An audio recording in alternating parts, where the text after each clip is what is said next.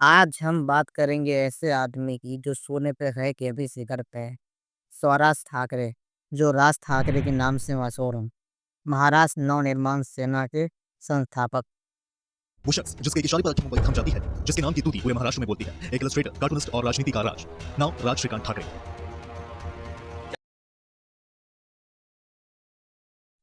राज ठाकरे का जन्म 14 जून 1968 मुंबई में हुआ था। राज ठाकरे बाला साहेब ठाकरे के भतीजे और उद्धव ठाकरे के चचेरे भाई हैं। उनके पिता का नाम श्रीकांत और माता का नाम कुंदा ठाकरे। राज ठाकरे ने 1983 में 10वीं कक्षा बाल मोहन विद्या मंदिर दादर से पूरी की, जो एक मराठी स्कूल है। बाद में उन्होंने मुंबई के sir J institute of applied art में बीएफए यानी बैचलर ऑफ फाइन आर्ट्स में दाखिला लिया, लेकिन वो कोर्स पूरा नहीं कर पाए और आगे वो कॉलेज से ड्रॉप आउट ले ली।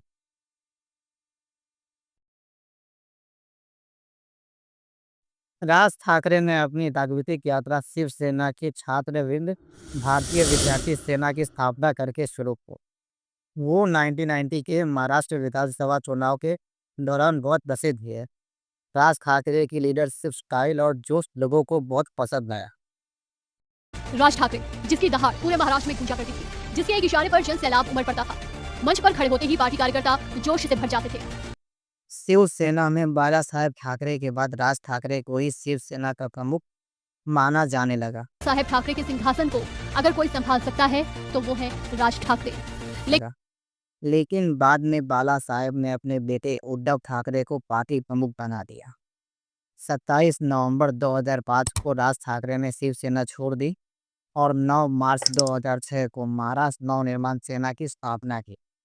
एमएनएस पार्टी मराठी समुदाय के अधिकारों और हितों के लिए बनाई गई। राज ठाकरे के एमएनएस चालू करने के बाद महाराष्ट्र के लोगों को बहुत फायदा और नुकसान, जिसको एक अलग से वीडियो बन सकती है, लेकिन हम कुछ खास और इम्पोर्टेंट मुद्दे को देखेंगे, जैसे मराठी भाषा और संस्कृति को बढ़ावा देने के लिए साइन बोर्ड और शिक्षा में मराठी को अनिवार्य करने की मांग की। सभी सरकारी ऑफिस में मराठी बोलना और कंपलसरी की मांग की, जिससे सरकार ने भी माना और ये बात लागू किया। सिर्फ मराठी ही नहीं, राज ठाकरे को मान ऐसे बहुत से लोग हैं जो महाराष्ट्र के नहीं हैं, लेकिन राज ठाकरे को पसंद करते हैं। उनके क्विक एक्शन टेकिंग और बोलने की कला लोगों को बहुत पसंद है। मुझे भी राज ठाकरे बहुत पसंद। मुझे उन्हें बाला साहेब की झलक दिख गई। मैं गलत था। राज ठाकरे कभी भी बाला साहेब ठाकरे बने नहीं सकते हैं। बाला साहब ठाकरे हिंदू हृदय सम्राट थे। वो मराठी मानुष के लिए डरे, लेकिन कभी भी वो नॉन मराठी पे जुल्म नहीं किए। वही राज ठाकरे ने 2008 में उत्तर भारतीयों के साथ गलत किया। मुंबई में एक बार फिर से महाराष्ट्र नवनिर्माण सेना की गुंडागर्दी की तस्वीर सामने आई है। जोगेश्वरी इलाके में एमएनएस के कार्यकर्ताओं ने उत्तर भारतीयों के साथ मारपीट की। एमएनएस कार्यकर्ताओं ने उत्तर भारतीय फेरी वालों की ना सिर्फ पिटाई की, उनके ठेलों और सामान को फेंक दिया। बेतुकी दलील ये थी कि महाराष्ट्र में धंधा सिर्फ मराठी भाषी ही कर सकते हैं। महाराष्ट्र नवनिर्माण सेना ने धमकी दी है कि वो महाराष्ट्र में किसी भी गैर मराठी को काम नहीं करने देंगे। एमएनएस और गुंडागर्दी एक दूसरे के पर्याय बन गए हैं, लेकिन सवाल तो फर्द में सरकार पर है, जो ये सब कुछ उत्तर भारतीयों के साथ महाराष्ट्र में होने दे रही है।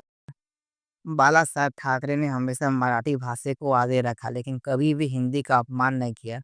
वो हिंदी और मराठी भाषा को एक समान मानते थे, इसलिए लोग उन्हें हिंदू हृदय सम्राट कहते थे।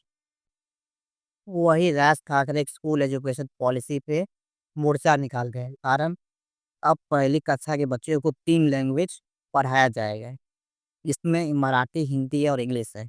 जिसके खुद के बेटे ने इंग्लिश मीडियम से पढ़ाई की हो, जिसके खुद के भतीजे ने हिंदी सीखने के लिए ट्यूशन क्लास लगाया। ठाकरे कुटुंबीय भारतीय भाषांना विरोध करतात, मात्र इंग्रजी भाषेला पायगळा घालतात. अशा पद्धतीचं देवेंद्र फडणवीसांनी टीका केली. उदाहरण देताना अमित ठाकरे आणि अजित ठाकरेंचं दिलं, ज्यांचं इंग्रजी शाळेमध्ये शिक्षण झालं. त्यांची टीका अत्यंत रास्त आहे. इंग्रजी शाळेत शिकणाऱ्या लोकांनी मराठीवर बोलणं हेच मोठं हास्यास्पद होतं. आता त्यांनी जे काही सांगितलं ते वस्तुस्थिती आहे, कुठे शिकले म्हणून. पण निदान आता आजोबा म्हणून तरी नातवंडांना मराठी शाळेत टाकतील अशी अपेक्षा मराठी माणूस म्हणून आम्ही करतो. You speak in English, Hindi and Marathi. If I'm not wrong, आपकी मॉम ने आपकी स्पेसिफिक हिंदी के लिए ट्यूशंस रखी थी. Am I right? हाँ, स्कूल में, क्योंकि आईसीएसई हिंदी होती है, तो अच्छा, of course you end up हाँ, going to all tuitions. You go to Yeah. something like geography tuition, math tuition, Yeah. like that was Hindi. But again, it's very crucial. And this is something my grandfather always has told me, that you have to know your mother tongue, which is first and foremost. You cannot be, bad at that. I'm very good at Marathi. घर पर मराठी बोलते थे घर हमेशा. पे मराठी होती है, all working language is Marathi of course, but like when we're traveling or Yeah. speaking, working, but apart from that, he insisted that we speak good English. Right. He insisted that we speak good Hindi.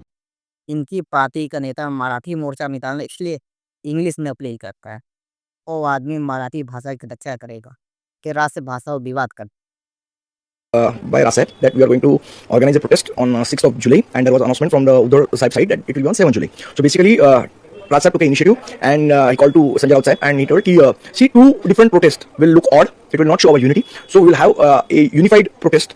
So later after the discussion that it was decided on 5th July, and so accordingly on 5th July there will be a united Marathi Manas protest which will be led by Marathi. Raj Thackeray को हिंदी से problem, English से नहीं। इसलिए 2024 में उनकी party एक भी seat नहीं जीत पाई। उनका खुद का बेटा इलेक्शन नहीं जीत पाए। एमएनएस चुनाव क्यों नहीं जीतती? क्या एमएनएस और शिवसेना कभी एक साथ हो सकती है? दोनों ठाकरे साथ में आए तो पॉलिटिक्स में क्या फर्क पड़ा? अच्छा पब्लिक को मालूम है कौन आने वाला है, तेरे को नहीं मालूम?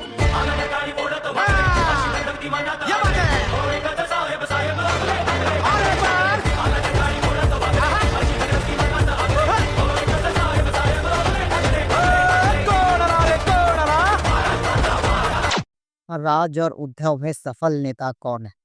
Who is real tiger? क्या 2029 में राज ठाकरे सीएम बन सकते हैं?